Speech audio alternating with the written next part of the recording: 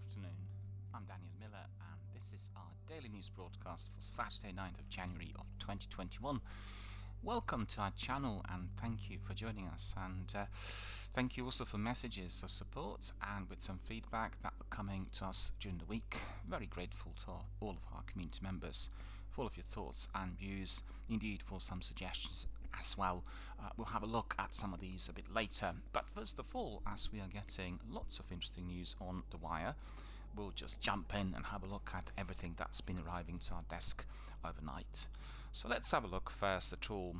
We have some news from GameRant indicating that Nintendo Switch is surpassing the 3DS in sales.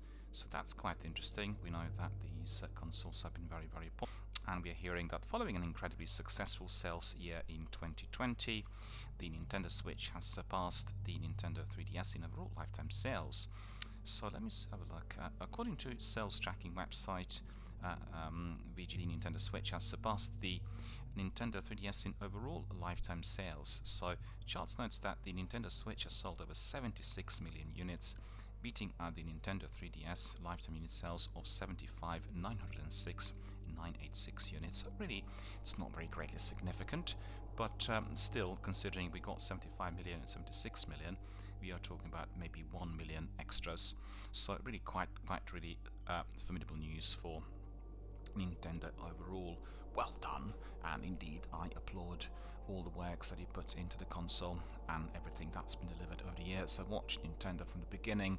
I've had my original Nintendo console as well, I think even before I acquired my PlayStation 1, and I thoroughly enjoyed some of the games. I do remember Ninja Turtles quite well. It was my first game I played on Nintendo a little while back now. We have some interesting screenshots coming in through Gorilla, and it is all to do with Beyond the Horizon. You need to have a look at some of these wonderful clips, so head to our Twitter, have a look at Gorilla postings in there. GTA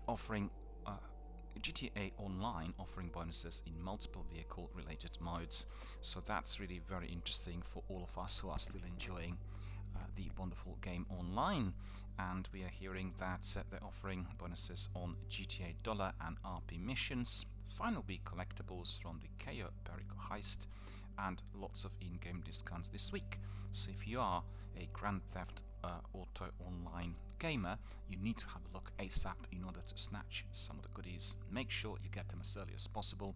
They will disappear and therefore they'll be gone to oblivion before you're able to get them into your loot and your inventory. So they said they released its newest event with double to triple bonuses in multiple vehicle related modes, so special bonuses, discounts, prime gaming benefits, all of that are part of the regular weekly package.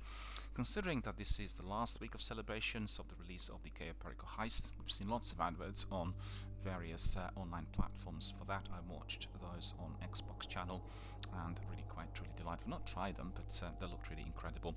Rockstar's newest addition to the game is that DLC. It's no surprise that the developers released a few surprises like the BF Weevil, an in-game equivalent of the Volkswagen Beetle. Furthermore, the event is giving out free limited time edition clothes and accessories. So players can also freely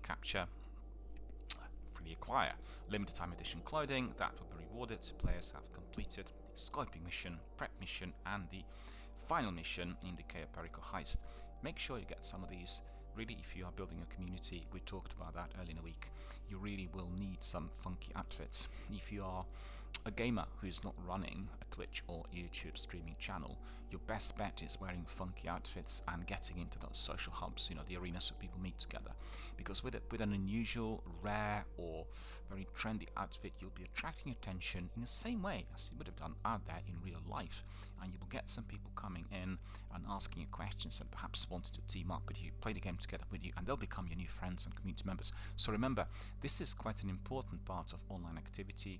It is frequently described as being entirely connected to monetization, but actually in my experience of Destiny and Elder Scrolls and various other games, in PUBG for instance in particular, those costumes are really helping you the skins and funky outfits. They're really helping you to build your community. You don't have to be investing thousands of dollars in order to get the very best at all times, so collect every single item, but make sure you get at least one or two that are drawing attention, and some of these can be acquired through the in-game currency. You don't have to buy any of those starter packs or premium types of packs that you'll get through the game, and doing really the usual lengthy grind with in-game currency acquired will provide you with that access, and that is the way I do it, and I find it to be very, very useful.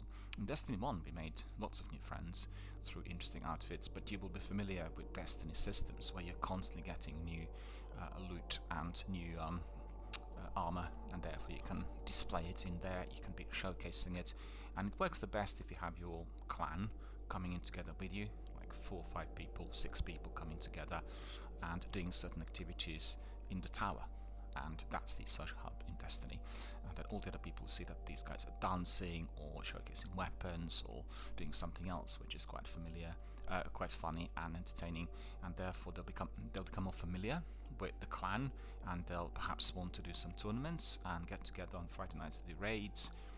That's the way to do it. So very, very good news coming from GTA Online and Rockstar, so thank you for providing us with these outfits that will help. Techland moves to reassure that Dying Light 2 fans, after 22-year veteran, this left, we have some news related to Dying Light 2, and Techland basically has been doing some postings in order to reassure fans, and some of those who were concerned about Dying Light 2 after 22-year veteran of the studio left. So Pavel Zellinger worked as narration designer on Dying Light 2 for the last 2 years, and he left Techland at the end of 2020 after more than 22 years with the company, and they obviously describe this, and we think that this is just something that takes place. People work at a particular company for many, many years and then they leave. It doesn't have to be anything malignant attached to it, but when you have somebody who is as important as this chap who worked on, I should say Mr. Sellinger rather than chap, I apologize for that. Mr. Sellinger worked in a key role in there, so anyone who is a fan of the game will be concerned that perhaps storytelling won't be good enough, or there'll be some additions that will not blend in, etc, etc. So they reassured everyone that this is not the case. The news are being given to us by Eurogamer. So what are you playing this weekend is the question. Rock Paper Shotgun is telling you that they are doing Assassin's Creed Valhalla, Age of Empires 2, Apex Legends, and even some which do not begin with A. So let me see. The majority of these games they're accessing on Xbox, and I believe that 2 or 3 of them are being played on Xbox PC access. So so they're saying that let's see, we have one person, Alice B, one of the writers, playing Assassin's Creed Valhalla. Alice is playing Cyberpunk 27. Column is playing Super Meat Boy Forever. Super Meat is a very good game actually, you need to try it. And Ed is playing Hitman 3 and Hitman 2. Graham is doing Post Void. Imogen is doing Stardew Valley.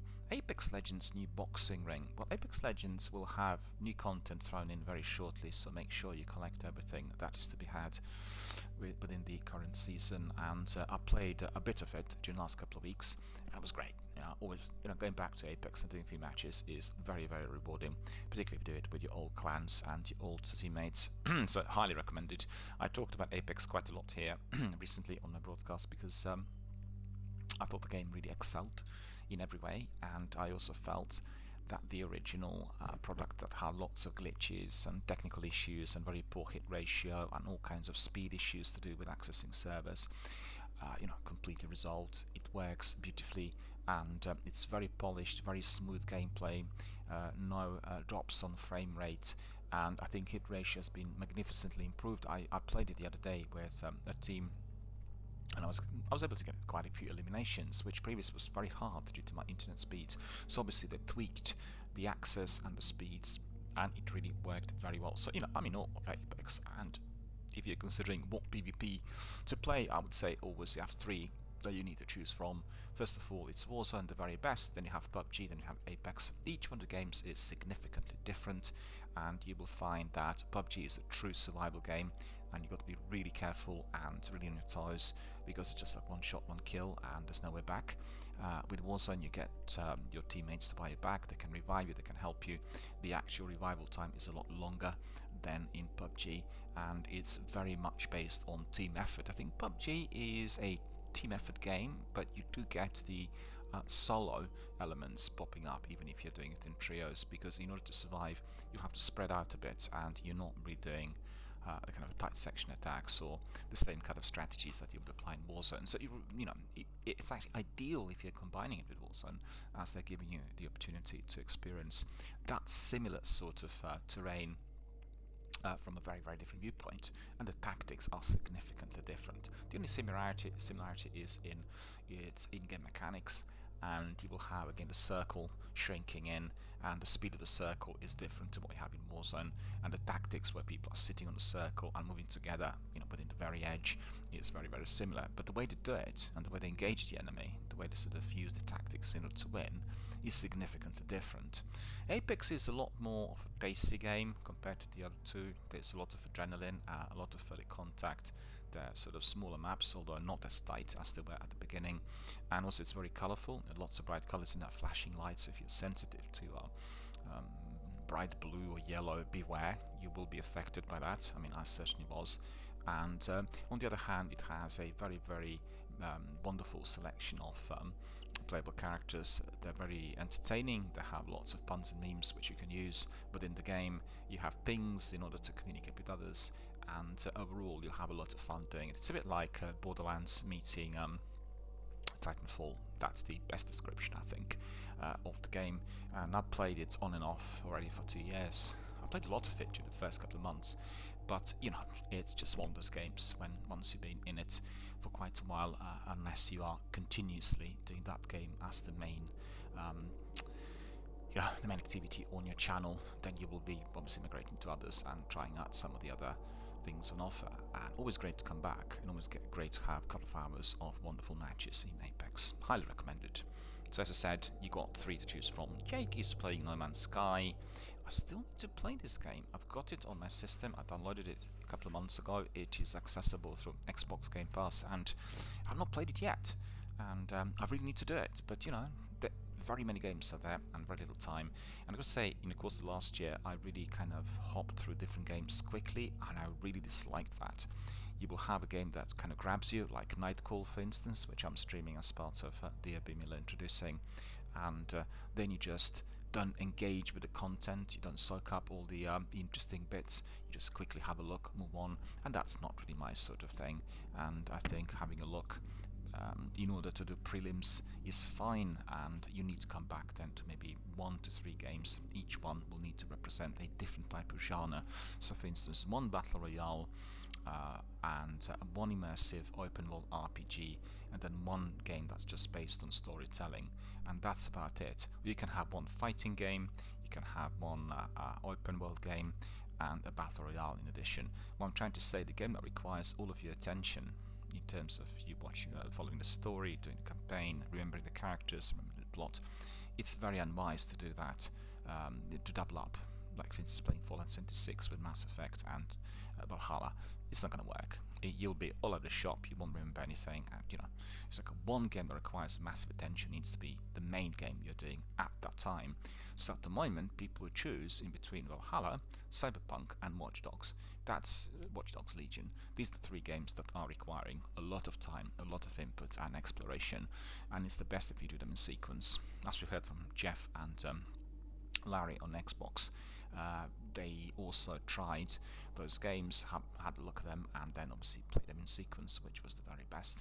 And I think, as far as I remember, Larry had not played Valhalla at all, whilst Jeff was already about to complete it. And then we've had Jeff playing Yakuza, and Larry was looking at Destiny. So, it's just down to the personal preference. Okay, we've heard that James is playing Yakuza 0 and Age of Empires 2. I can assure you, both of these he had access through Game Pass, and Age of Empires 2 on his PC. and you can just download the game off Game Pass to your PC, and therefore you can just crack on with it.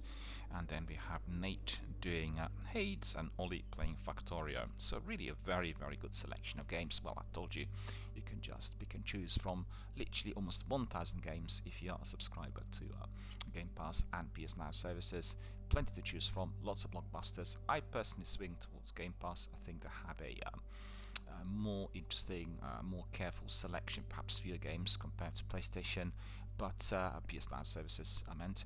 And you also have every single game available on instant download. Quite a few of them can be also seen through XCloud if you want to see them on your tablet or your mobile phone. So there's quite a versatility of access instantly available to you.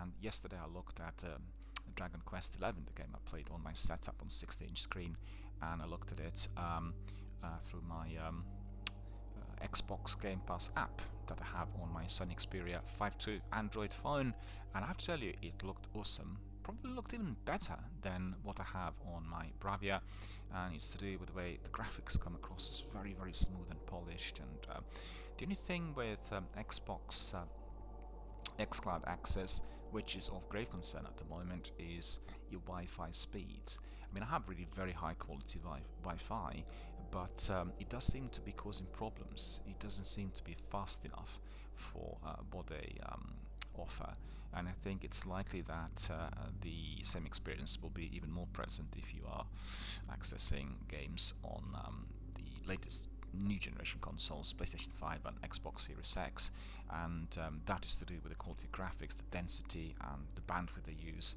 So you will have to be having fiber. If you don't have fiber, those services will not be performing well, and just remember that. I mean, I have the best possible phone that's out there in industry, and it doesn't perform too well on XCloud here with my broadband Wi-Fi access. Although it's just one device connected to it, still it's telling me that the connection is too poor in order for those services to be fully operational, and it keeps cutting out or booting me out and that sort of thing. And that doesn't happen on the games that have very, very plain graphics, but for the game of that magnitude, which otherwise would be in 4K, like Dragon Quest XI or Destiny or any other, you will get these sorts of issues. Anyway, plenty to choose from, and decide for yourself what you want to be hammering during this weekend. Biomutant Kung Fu Kittens are almost here, apparently. We hear from PC Gamer that the game is almost ready from the game from HQ Nordic, and they says that elusive martial arts RPG Biomutant could be preparing for release in a few months, according to the publisher THQ Nordic. It is basically a post-apocalyptic kung fu fable. Biomutant is a shockingly ambitious open-world debut for developer Experiment 101. So they were giving us extended gameplay trailer, which I watched. It was a roller coaster of nonsense, open world exploration, character introductions, boss fights, shootouts, and a fight between a massive fish and a mechanical squid. So lots of things to soak up. Hardly shocking then that the game has been already delayed twice. Plenty of activity, a lot of tech issues. One set to release back in 2019, they delayed it into mid-2020, and that obviously came and went, so they're looking at some dates within this year, 2021.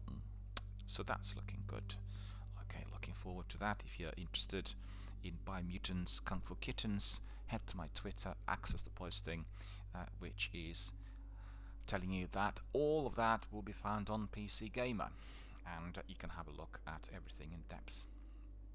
Thank you to German Strands for your wonderful screenshots. He sent us some screenshots, and they are from Hogwarts Legacy, and he compared PS4 with PS5, so they look really good. 4K graphics, mouth-watering kind of thing. If you're ready to move on from Nathan Drake and you are looking for something similar, why not try these games that are a bit like Uncharted? So Games Radar are going to be suggesting some other games which are as interesting, as immersive, with a massive big open world and with good storytelling compared to the Nathan Drake series. So that's very good. Let's just see what they are recommending. First of all, they're saying Tomb Raider from 2013. I kind of agree. Tomb Raider is a very good game and it's very enjoyable. I just seen that they had also a special edition offered last week. Maybe it's still on. You need to have a look at it. £2.50 for the Ultimate Edition of Tomb Raider 2013. So really a very, very good value. I've got it already on PlayStation, so I wasn't really bothered. The other big one is Horizon Zero Dawn. I would always vouch for that game. Absolutely terrific. I played it and still have to finish it. And they brought it back to PlayStation Now services, and I bought it in the Ultimate Edition format as well a little while back through one of the PS4 sales, and really looking forward to crack on with all of those activities, and hoping to finish the game prior to the launch of the sequel. Horizon Zero Dawn is a wonderful open world game, so if you're familiar, it is obviously PlayStation exclusive. You have many different areas which you need to explore. In fact, it does come across a bit aligned to God of War, but it has a much greater in-depth development of the story with lots of dialogue, and you will be pursuing a particular line in that dialogue in order to get to a specific ending. So you remember that your choices will matter. Assassin's Creed 4 Black Flag. Not played the game. I bought it. I've got it, and they're saying that this is very, very similar in its undertones to the Uncharted. The Last of Us, of course. The Last of Us is very much connected and similar to the Uncharted series, and guess why? Because it's the same studio producing both games, and they excelled on both fronts. I think the Uncharted was like a predecessor of what was to follow, and The Last of Us 1 and 2 are some of the most popular games of all time, so make sure you indeed download The Last of Us, and we were given the remastered edition on PlayStation 4 a little while back through PS Plus services, so I got it basically for nothing and played it, and it's just really terrific. These graphics and the audio qualities are out of this world, and you really, like myself on 60-inch screen, you become an active participant. The graphics are so smooth and so engrossing. I mean, really, even if you don't really pay attention to the story, but just looking at the trees, at the animals, at the creatures, at various locations, and you really feel for these characters. You really want them to survive. And I think some people complained that they felt the lead character was a bit austere, a bit kind of cold-hearted, and but on the other hand, it's a survival game, and if you're very emotional, then you will not survive, and that's just the way it is in these types of situations, be it in gaming or real life. And still, I need to play the sequel. I played some demos, but the test kind of shots, and I need to get through it really in due course. But The Last of Us, they recommend as well. God of War, of course. God of War, one of the very best games on PlayStation. It's interesting because all these three that they recommended are amongst the best that PlayStation ever released, and that is, of course, Horizon Zero Dawn, The Last of Us, and I'm losing my thread in here. I apologize. The Last of Us, Horizon Zero Dawn, and God of War. God of War is a wonderful game, honestly. I think you really feel a lot more for those characters in God of War compared to The Last of Us, and I guess the emotional entanglement that you will feel is similar to Horizon Zero Dawn as well. But I play those games pretty much at the same time, and very hard to tell which one I would like the best. And I have this dynamic theme from God of War on the PlayStation, and it's so good that I've not changed it already for a couple of years. It's just incredible. You have two of them in a boat on a river, and are floating, and everything is in motion, so it's really absolutely terrific. Quantum Break is a game I purchased a little while back. Still not played it, highly recommend it, and it's really my sort of game. It's a spy thriller in a sci-fi environment. Assassin's Creed Origins, of course. Assassin's Creed Origins is a terrific game. Prince of Persia, well, that's an older game, and that brings us back to 360 days, and I think the year of 2008. So I played it, I loved it, and I played even Prince of Persia on the old PCs in the 1990s. So really my kind of game as well. Far Cry 4, another massive big open world game. Just Cause 4, another one, and that really sums it up. So it's Just Cause 4, Far Cry 4, Prince of Persia, Assassin's Creed Origins, Quantum Break, The Last of Us, God of War, Assassin's Creed 4 Black Flag, Horizon Zero Dawn, Tomb Raider, and that's it. So if you are interested, take your pick. Make sure you literally pull some of this out of a hat and crack on during this weekend. Project Winter is a social deception game heading to Xbox Game Pass later this month. Well, I'm curious because I don't really know very much about it. And this game is also coming to Switch and PS4 at a later date. It's been developed by Other Ocean, and they said their social deception game Project Winter will be heading to consoles, starting with Xbox at the end of this month. The game takes place in an Arctic environment, evoking comparisons with John Carpenter's classic The Thing, and these players take the role of survivors who must battle the elements, break down the resources in the environment to craft items, explore crates, and eventually repair and escape the area with as many other innocent survivors as possible. They'll have to be contending with traitors, and those guys will be able to get their own traitor crates containing resources to sabotage the survivors and grant you points to spend on special abilities in order to prevent the escape and kill the survivors. The game features proximity-based voice chat as well as private voice chat radio channels for each team, and games can be customized and tweaked and even given custom rules. Crossplay enabled, PCs, Xbox Series S and X, not on PlayStation by the looks of it.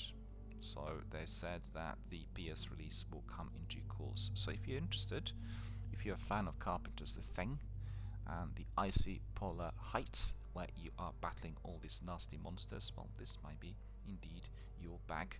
Project Winter, and as we've heard, will be released very, very shortly. From Nier Automata to God of War, we rank the greatest games to ever grace the PS4. And this is coming to us from IGN, so I'm quite curious to see what they would consider as very best. The best PS4 games Summer 2020 update. Nier Automata, not played it, but it looks very good. Monster Hunter World, absolutely wonderful. Apex Legends, 10 out of 10. Yakuza 0, played it, really great.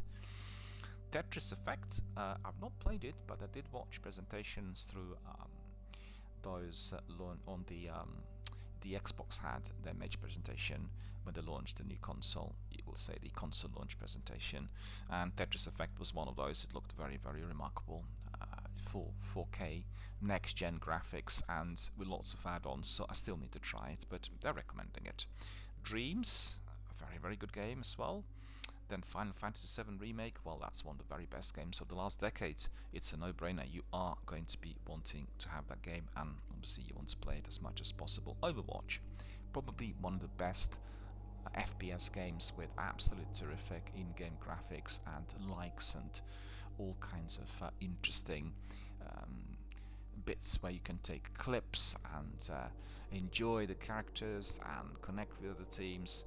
Really, really terrific. I've got to say, I perhaps unjustly ignored Overwatch compared to the other three, and I played it quite a bit on free weekends through Xbox and really loved them. I thought it was just absolutely terrific. So really most highly recommended as well. Lovable characters, and actually Overwatch is amongst the four I mentioned the most popular amongst cosplay streamers and artists. The reason is simple: they have lots and lots of different characters and they look absolutely terrific.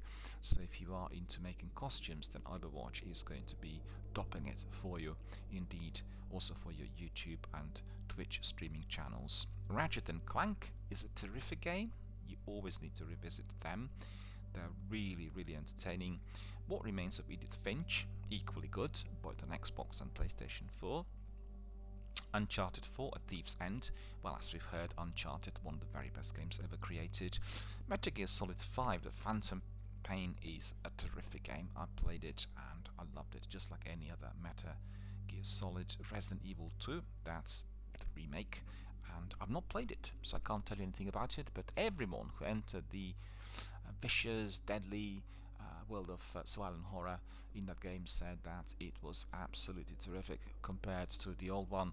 It was like walking into the old world, but coming into a completely different environment. Totally reworked. The story was exactly the same and as scary as always. Ghost of Tsushima, again, a game I played at Infogamer a couple of years ago before the game was launched. I played alphas and betas and I had some test demos. Incredible. If you're a fan of Akira Kurosawa's samurai films, or if you are familiar with the medieval Japanese kind of samurai code, well, that's going to be your bread and butter. You really want to be playing it. Massive open world, lots of activities, plenty of dialogue, immersive environments, lovable characters, fantastic costumes, and the list just goes on and on. Red Dead Redemption 2. Well, we played it and streamed it in here quite a bit.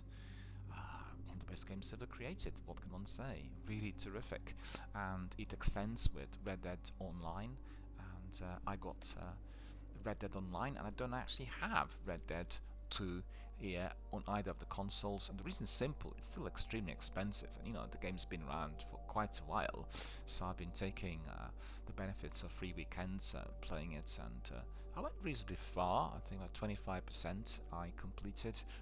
But the game has so many tasks, quests, and activities that really you can be playing it for many years if you wanted to complete every single thing, and particularly if you're extending it to its online outlet. So really 10 out of 10, and very enjoyable. I particularly like the open world. I think there are so many different corners to explore.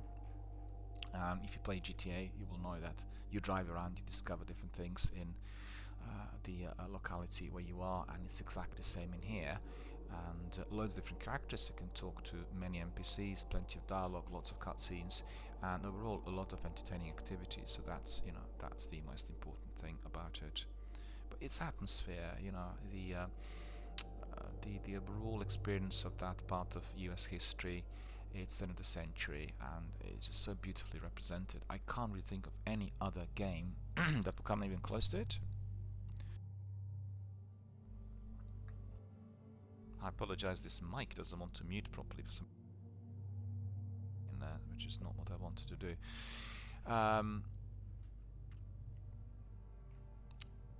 Right, so I just said that Red Dead 2 is a wonderful period piece where you really have everything about US history recreated, and you will learn a lot about US history of that era through the gameplay, so make sure you are collecting everything that is to be found through pictures, cigarette cards, and various other items. You're learning about some of the important characters of their history, and people who are part and parcel of the mythology, like various gunslingers and bounty hunters and agencies like Pinkerton Agency, for instance, etc. So it's very educational as well as thoroughly entertaining.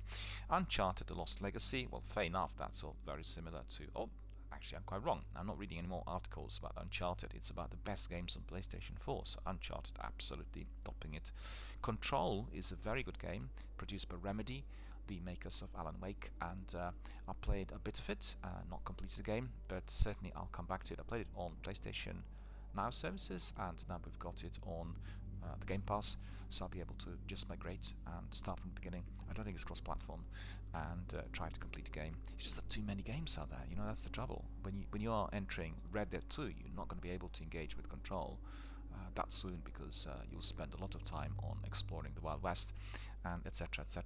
Well, the developers want you to be spending as much time as possible within their own proprietary world, and if you were playing games like Skyrim and Oblivion, you will migrate to Elder Scrolls Online, because this is just an extension of these wonderful RPGs. Same with Fallout. You played Fallout 1 and 2 and 3, and then you migrated to 4, you've gone to 76, to Las Vegas, and then there's a lot to do, and you are exploring the world. You get DLC, seasonal content, and the way you do it is, I can certainly recommend you.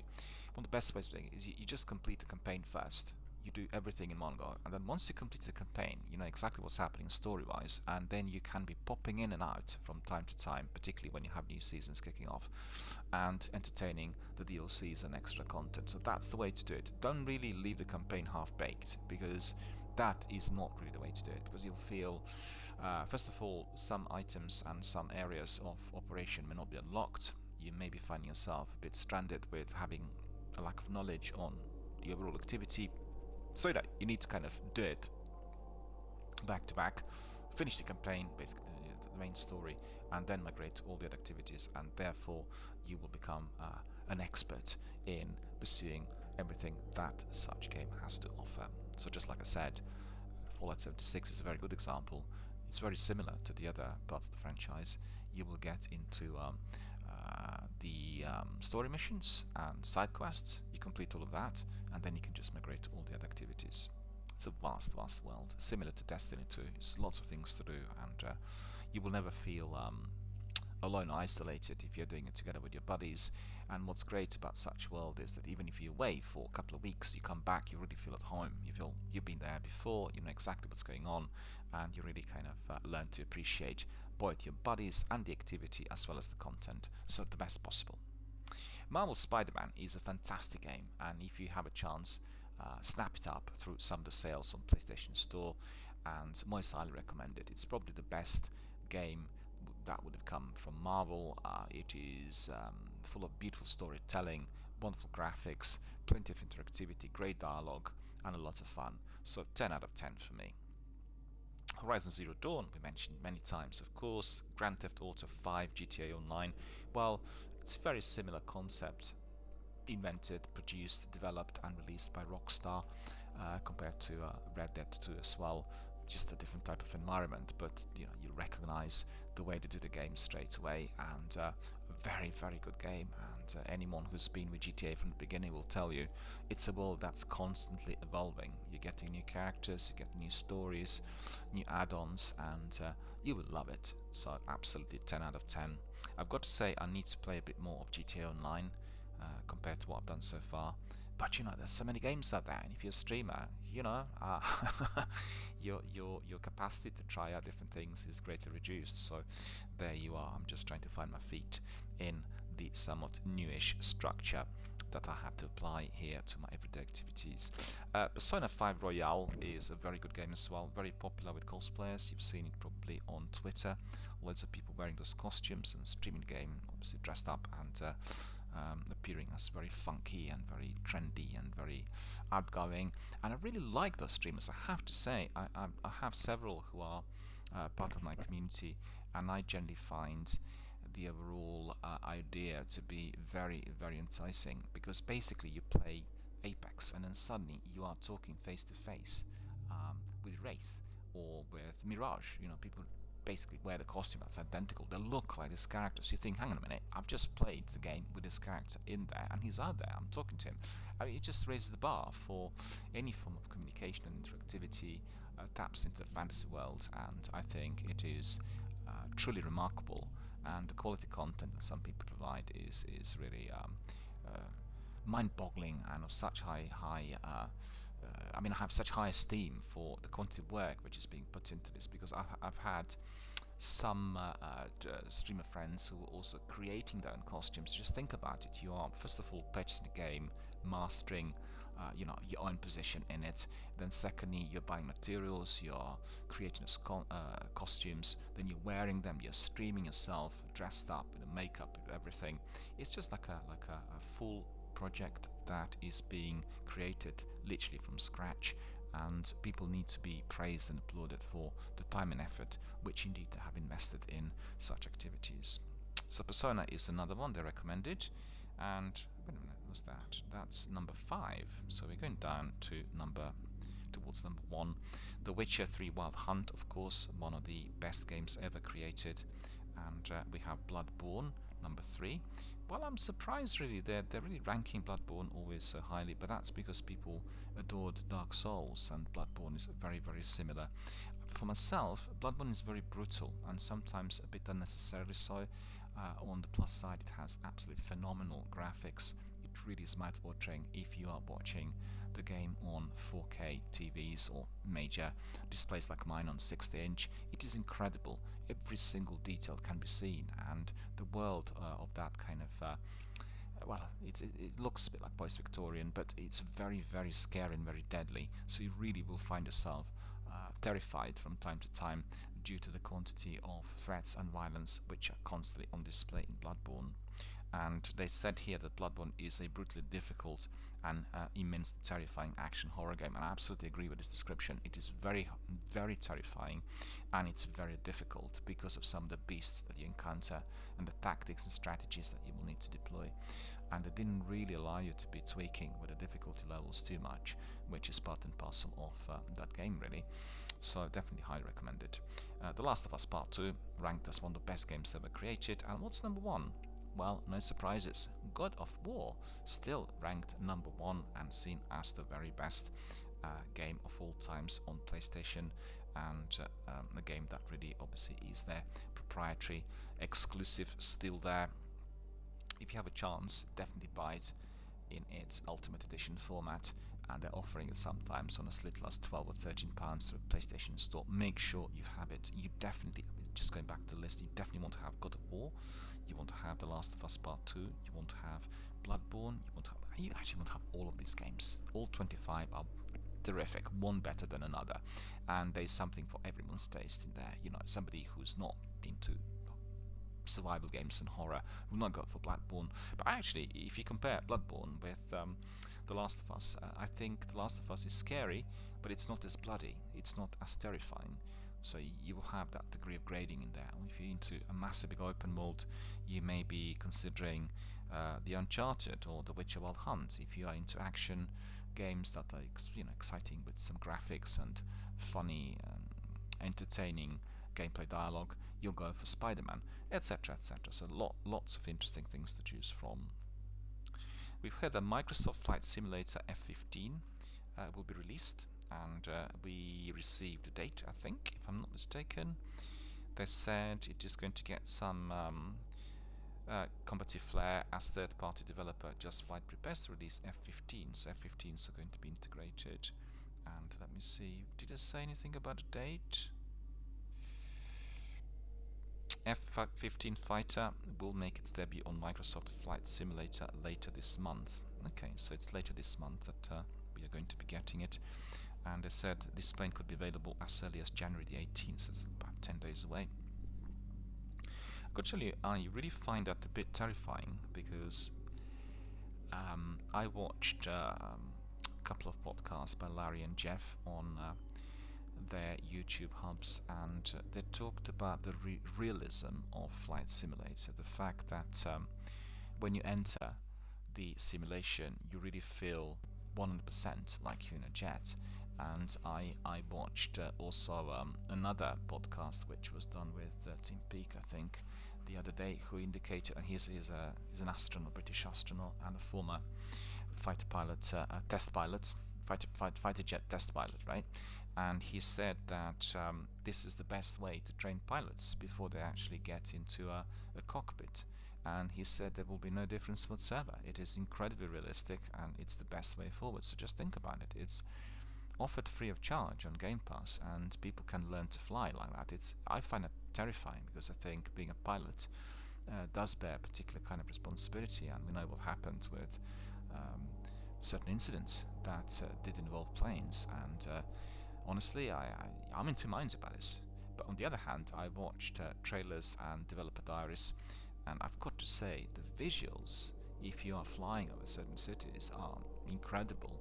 And I've heard from many gamers they really were looking for their own place, like their own home in a particular city. They want to be flying over their own home, and they've done that.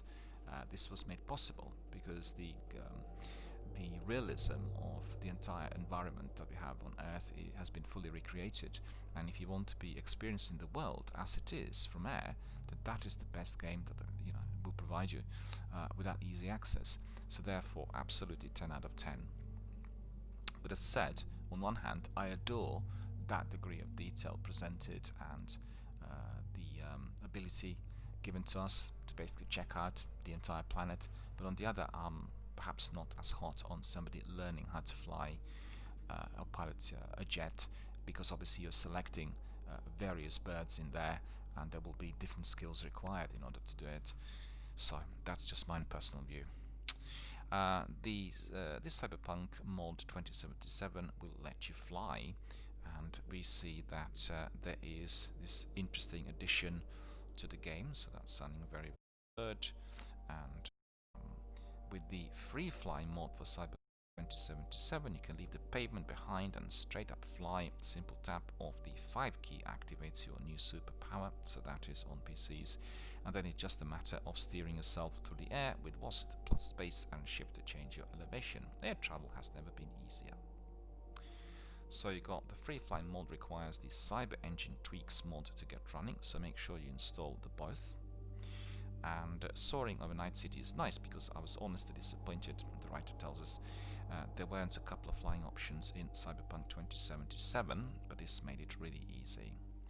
And he says, I'm hoping somebody eventually will mod in a Blade Runner spinner so I can glide around Night City in style. Oh, that's very interesting. If you are playing the game at the moment, and if you completed it, you may want to try that mod, providing you with the opportunity to fly over the Night City. And we've heard that if you are a fan of PlayStation and if you are still on PlayStation Plus, you will be getting this wonderful Shadow of the Tomb Raider for free. And in fact, I'm reminded today that I need to download it. I always download these games and purchase them. I should say I just get them free of charge from PlayStation Plus every single month on the day of their release. So whenever they tell me that the game's available, I do it on that day. But this month, for whatever reason, I missed it, and I must not be missing out on Shadow of the Tomb Raider.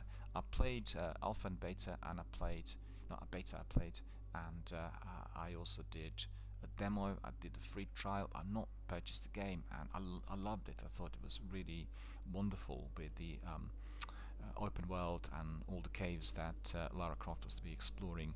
So really very excited to be able to do it straight away on my Bravia setup. And what's important is Games Radar is giving you an in-depth look at how to get all of your collectibles, and there are many collectibles in there. Some of them are well hidden and very tricky to find, so basically make sure you go to Games Radar and access the complete guide on collection of documents, mural relics, maps, etc, etc. I've got it here on my Twitter as well, so if you are heading to my Twitter, you are going to be able to access all the information very nice and easy, and definitely very, very useful, and a good guide for everyone who is collecting a game of PlayStation Plus services this month. Remember to collect these games, they're free of charge. It's very similar to what we get with Xbox Live Gold. Every month we get several games for free because we are subscribers. These are rewards, and I've got to say that PlayStation are perhaps topping it compared to Xbox in there. Xbox does not give us too many AAA blockbusters, but with PlayStation we had the games like, for instance, Rise of Tomb Raider, we had Detroit Become Human, we had PUBG, we had, let me think what else, The Last of Us Remastered, we had lots of other games offered over the months, and certainly I thoroughly enjoyed both my subscription and all that was coming my way. So definitely 10 out of 10 for me. Alright, we're coming almost to the end of our selection of news for today, and we have some news about Fallout 76. 76 stash box is getting an increase to £1,200 of storage space. Let me see, that's very interesting for anyone who is still doing Fallout 76. Since the moment of its release, Fallout 76 have wanted more room in their stash boxes to store the junk they collect, and that's not an unreasonable request in a game where you spend a great deal of time scooping up mountains of debris to use in crafting and trading. There's a lot of crafting and trading in there. It's also a huge problem to have to discard items you much rather keep simply because there are not enough room in your crate. Well, that's similar to what we had in Destiny with the old vault, and we know that if it's a very small vault, then all the items will need to be discarded, and people kind of worked hard in order to get them, so it causes some degree of dissatisfaction. Originally, Fallout 76 players could only store £400 of stuff in the stash, and this was then increased to 600 in a 2018 patch, and then we were getting £800 in 2019, and now it's growing again. It's going to a new stash limit of £1,200, so that is the brand new thing, given a try on the Fallout 76 test service. Very good. I am happy to hear this. Well, we have one more bit of news. Samurai Showdown unveils its first two fighters in Season Pass 3. So it's Cham Cham and Hibiki Takane are first up. They look really cool, I have to say. I'm looking at pictures. It's a fighting game, Samurai Showdown, and it's getting its 3rd season pass in mid-March, so adding even more fighters to the game's ever-expanding roster. The first 2 characters revealed so far are Cham Cham and Samurai Showdown 2, younger sister of Tam Tam, and brings along her oversized boomerang as a weapon of choice. She'll be available from March, and then she'll be joined by Hibiki Takane, a quest fighter from fellow SNK series The Last Blade 2, and she is going to be available later in 2021, so that's very good. You want to see the trailer, just head to my Twitter, the trailer is there. Alright my friends, I think that's all we have for today as far as the news are concerned. No time for some of the messages, I'm afraid, because we are progressing to DRBMiller introducing our wonderful quirky indie game from France called Night Call. We are already on the night number 6, I think, and moving forward rapidly. Every day we do like one night of taxi driving and collecting all the clues and items that are given to us, and we are basically unraveling a murder mystery. There's a serial killer on the loose in Paris, and we are looking for the clues in order to basically nail him, to bring him to justice. So this is what we are going to do very, very shortly. So thank you for watching and for listening our daily news broadcast here today. Hope you enjoyed it. If you have any questions, if you have any other tips, or perhaps any other bits of news, make sure you send us a message here on Twitter, also through Twitch and YouTube and Facebook, and you can send private messages, and I will be endeavoring to respond to every one of those, and some of those are going to be read out here on air during my broadcast, and the rest will be responded to in private. So thank you for watching, and stay with us. We'll carry on with Night Call very, very shortly. See you shortly.